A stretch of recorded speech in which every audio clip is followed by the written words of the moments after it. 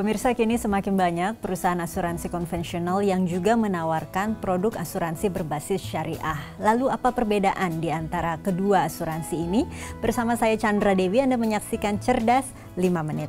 Dan di studio Metro Manulife telah hadir Ibu Yeti Rohyatini, Head of Unit Syariah dari PT Asuransi Jiwa Manulife Indonesia. Selamat pagi, Assalamualaikum Ibu Yeti. Selamat pagi, waalaikumsalam warahmatullahi wabarakatuh, Mbak Anda. Oke, Ibu Yeti, barangkali bisa dijelaskan kepada pemirsa sebetulnya apa sih yang dimaksud dengan asuransi syariah, Bu? Oke, asuransi syariah adalah asuransi yang bersumber dari Quran dan hadis, kemudian dikelola secara profesional, tentu saja akan disesuaikan dengan kondisi yang ada sekarang.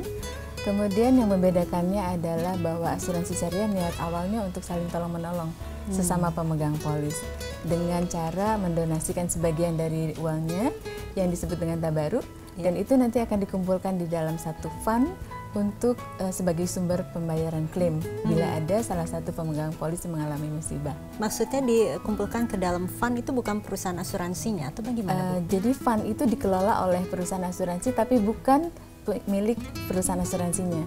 Jadi tetap milik para pemegang polis, dilakukan pengelolaan secara profesional agar dapat memenuhi niat awal para pemegang polis untuk menolong sesama. Oh begitu. Lalu bedanya dengan asuransi konvensional, di mana letak perbedaan utamanya? Kalau yang konvensional itu prinsipnya adalah mentransfer risiko dari pemegang polis atau tertanggung kepada perusahaan asuransi. Sehingga manakala terjadi klaim, perusahaan asuransi yang harus menanggung biaya klaimnya gitu. Iya. Dan premi yang dibayarkan oleh para pemegang polis menjadi milik perusahaan asuransi, transfer risiko gitu ya. Tetapi kalau yang syariah, risk sharing di antara pemegang polis, itu yang membedakannya. Jadi kalau begitu manfaat yang didapat oleh nasabah dari kembali mengikuti asuransi syariah ini di mana, Bu? Manfaat bagi nasabah yang pertama, dia berhasil mengantisipasi risiko dong ya, memberikan pastinya proteksi bagi dirinya atau keluarganya.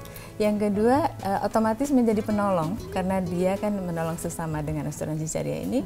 Yang ketiga, dia akan mendapatkan transparansi dalam pengelolaannya dan keadilan dalam pengelolaan tentu saja, karena di asuransi syariah harus memberikan manfaat untuk semua pihak. Transparansi dan keadilan. Seperti apa ini, Bu? Seperti menarik sekali. Iya, jadi kalau di asuransi syariah saya kira di perusahaan konvensional yang baik juga akan mengelola secara benar gitu ya, Mbak.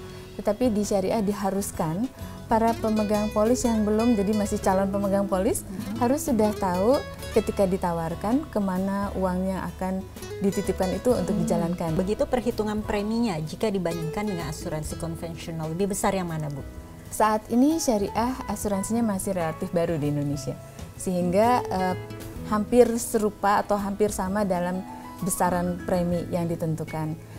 Karena basicnya juga sama, ada rate of mortality yang harus dihitung gitu ya, Mbak. Tetapi di kemudian hari dengan terkumpulnya banyak tabaruk di dalam pool fund tadi, sangat memungkinkan asuransi syariah memberikan premi yang relatifly jauh lebih baik lah atau kompetitif, dan atau bisa memberikan features yang lebih baik bagi para nasabahnya. Oke, premi yang diberikan oleh asuransi syariah ini apakah berbeda dengan asuransi konvensional kalau kita lihat dari umur dari kepesertaan bagaimana?